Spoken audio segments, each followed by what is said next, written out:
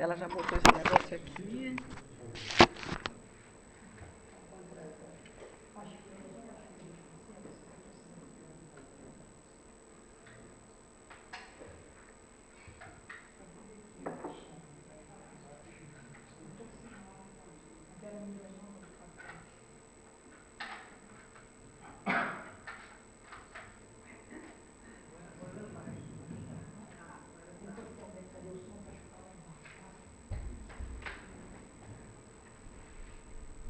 Não está funcionando?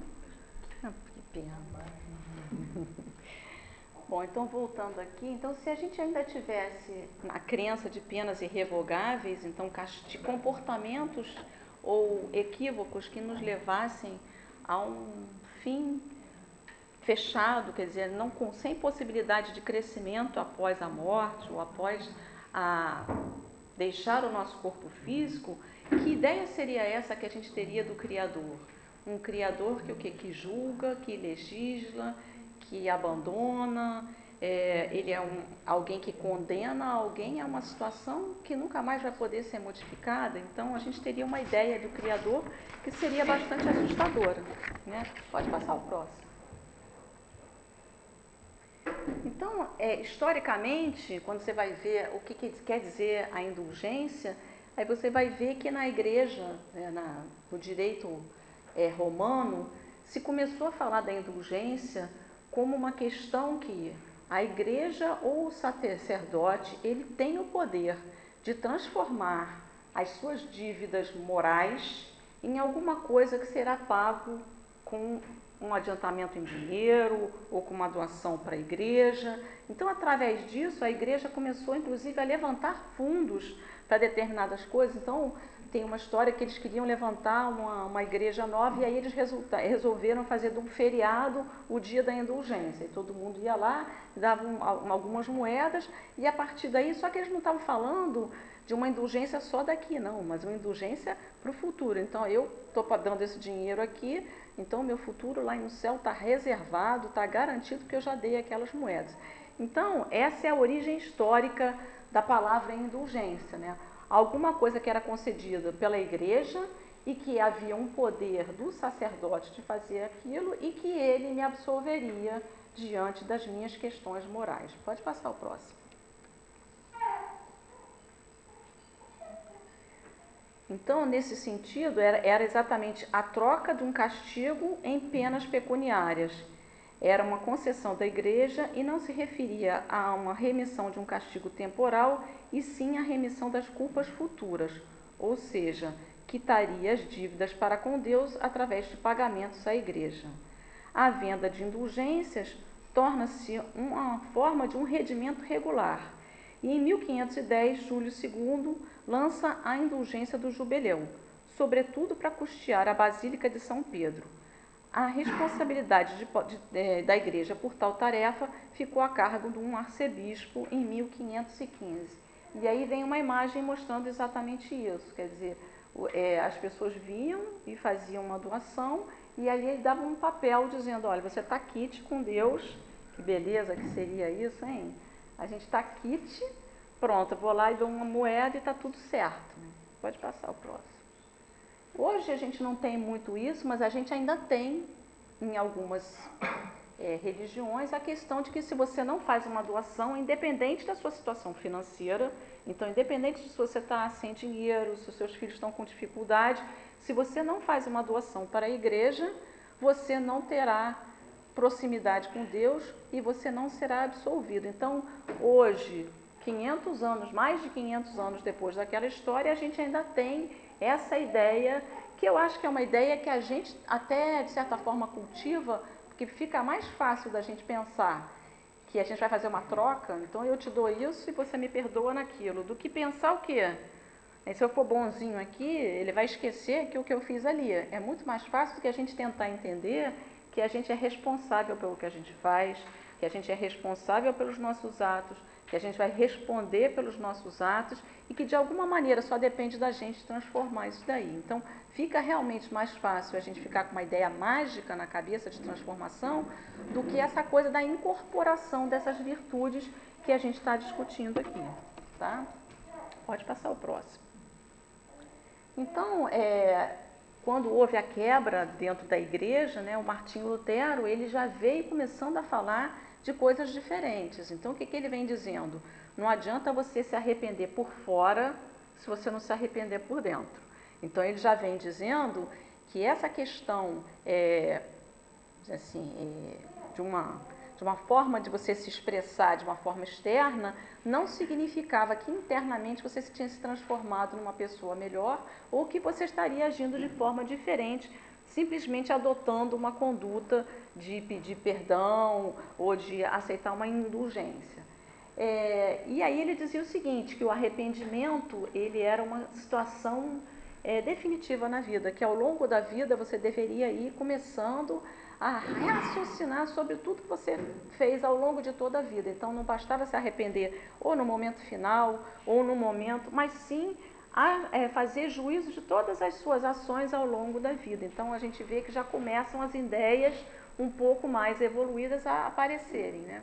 E aí ele fala uma coisa que eu acho muito interessante, que é que ninguém diz que Jesus Cristo disse que no purgatório, que seria exatamente aquele lugar onde as almas ficam pagando as penas, essas pessoas ou esses espíritos ou essas almas não teriam a possibilidade de evoluir e de se modificar.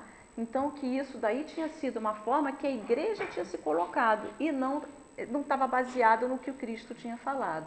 Então ele já começa a questionar essa coisa de uma única existência, de uma única possibilidade, porque a possibilidade que o espírito teria seria transformar-se de alguma maneira, sendo na espiritualidade ou reencarnando através do resgate das dificuldades que ele tinha. Pode passar o próximo.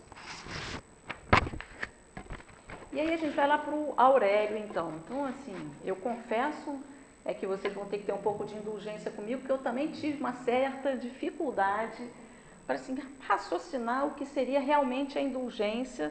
Parece uma coisa fácil da gente falar, é a caridade moral, é a gente ter benevolência com o outro, mas o que é realmente a gente ser indulgente com o outro, né? Então, no dicionário, ele diz que é a facilidade que a gente teria de compreender os equívocos dos outros, né? É mostrar uma certa tolerância com as atitudes equivocadas do outro. Mas, ao mesmo tempo, ele vem colocando o quê? Que seria o ato de absolver. E aí, quando a gente pensa na indulgência, e você fala em absolver, implica, e eu vou fazer um julgamento sobre a atitude do outro e vou julgar se ela é correta ou incorreta, e aí eu vou absolver.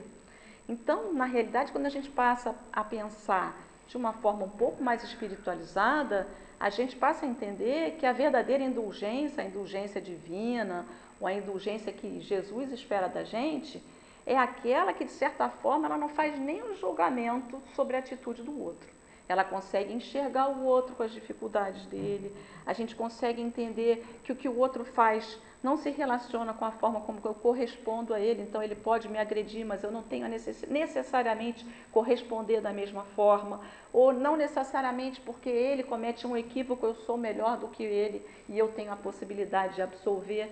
Então a gente está vendo que quando a gente começa a discutir o conceito de indulgência, vai aparecer o conceito de julgamento, né? E será que essa realmente é o conceito de indulgência que o Cristo falava para a gente, né? Então aqui é o que a teologia católica dizia, e quando você vai procurar nos sinônimos, ele fala que é bondade, clemência, condescendência. Pode passar o próximo. Então aí começa então a gente perguntar de novo, né? Então o que é julgar alguém? Como é que eu vou poder? Eu tenho a possibilidade de julgar alguém? Então aí a gente começa a pensar de uma coisa muito mais complicada do que simplesmente ser benevolente com o outro, porque aí eu preciso me distanciar de mim mesmo, chegar próximo do outro. Então o que é ser amigo? É escolher uma pessoa que não tem erro nenhum? Ou é gostar da pessoa com as coisas que ela tem? E até entender o que ela tem de melhor e enxergar o que ela tem de melhor. Então, quando a gente fala de indulgência, eu acho que a gente ainda está muito longe de conseguir isso. Indulgência é o que a gente vai conseguir fazer ou exercitar um pouquinho ali ou um pouquinho ali, ou do outro lado, um pouquinho hoje, um pouquinho amanhã. Mas o que eu acho que a gente tem como pretensão no futuro é que isso seja uma coisa incorporada à nossa qualidade de espírito. Então, que a gente tenha a possibilidade de entender que o outro é igual a gente, que o outro é o irmão da gente e que a gente também comete erros e que muitas vezes a gente está sendo colocado em determinadas situações por razões que a gente não se lembra por que está naquela situação. Então, algumas vezes a gente se acha ofendido ou injustiçado, mas na realidade a gente não sabe lá atrás que coisas nós cometemos para estarmos naquele momento. Então, ao mesmo tempo, a gente não pode ficar ligado, né, àquela ideia arcaica de castigo, porque se você pensa em castigo, você pensa que Deus não tem indulgência. Então, se a gente pensar que a lei de reencarnação e que a reencarnação é para você pagar pelos seus erros, você vai estar descartando a indulgência divina. Mas se você pensar que aquilo é para você reparar os seus erros e que aquilo é para você desenvolver as capacidades que você não conseguiu desenvolver na outra encarnação, aí você consegue entender muito mais a bondade divina do que a gente se ligar a uma questão de castigo e pagamento, né? Então, aí vem a pergunta, quando eu perdoo alguém, eu estou sendo verdadeiramente indulgente? E será que quando a gente perdoa alguém, a gente consegue, você está perdoado, mas será que a gente aqui dentro consegue conviver com aquela pessoa da mesma maneira? Então, quando alguém comete um erro com a gente até perdoa, mas a gente conseguir ser o mesmo com o outro é que é difícil. Reconquistar aquela confiança que a gente tinha, né? E a gente sabe que isso acontece ao longo da vida da gente. A gente diz assim, não, eu perdoei. Mas lá no fundo a gente não consegue ser a mesma pessoa com o outro, porque a gente não conseguiu realmente nem acreditar que o outro vai ser capaz de não cometer outro erro e nem realmente ser capaz de se colocar no lugar do outro e dizer, eu poderia ter cometido aquilo ou qual foi a razão que o outro cometeu aquilo, né? Então, perdoar é realmente a verdadeira indulgência? Pode passar o próximo. Então, a observação que eu tinha colocado é: o ato de perdoar não implica necessariamente em não julgar o ato que alguém cometeu? Será essa a verdadeira indulgência que é pregada pelo Cristo Salvador? Ou quando falamos de indulgência, teremos que vislumbrar uma coisa que é ainda longe para a gente, a verdadeira forma de olhar o outro através de um olhar de carinho, fraternidade e compreensão, independente das suas atitudes? Não será assim que o Cristo nos vê, através de um olhar compassivo e amoroso? Pode passar o próximo. E aí, então, de novo, né? Quando a gente julga, a gente está correndo uma série de riscos, né? A primeira é a gente se fixar no equívoco do outro e não ver ele como um todo. Então, eu me fixo no que ele fez de ruim para mim e eu não consigo enxergar todas as coisas boas que ele tem para comigo. Com isso, muitas vezes a gente acaba com as relações, não consegue resgatar determinadas relações, porque a gente só consegue ver no outro aquela questão que dificulta ou que o outro tem dificuldade. E a outra coisa importante, que eu acho que isso é uma das coisas difíceis da gente fazer na vida, e que eu acho que a gente leva a vida toda para entender isso, é que quando alguém comete um erro com a gente, isso não tem a ver com a gente, tem a ver com o outro. Eu pelo menos penso assim, a gente tem a tendência de pensar assim, se ele fez isso comigo, o que eu fiz ou o que está acontecendo, e muitas vezes não tem nada a ver com a gente. Aquilo é o que o outro pode dar. Aquilo é o que o outro tem a capacidade de dar. Como a gente muitas vezes provavelmente deu para o outro alguma coisa que não era o que ele estava esperando.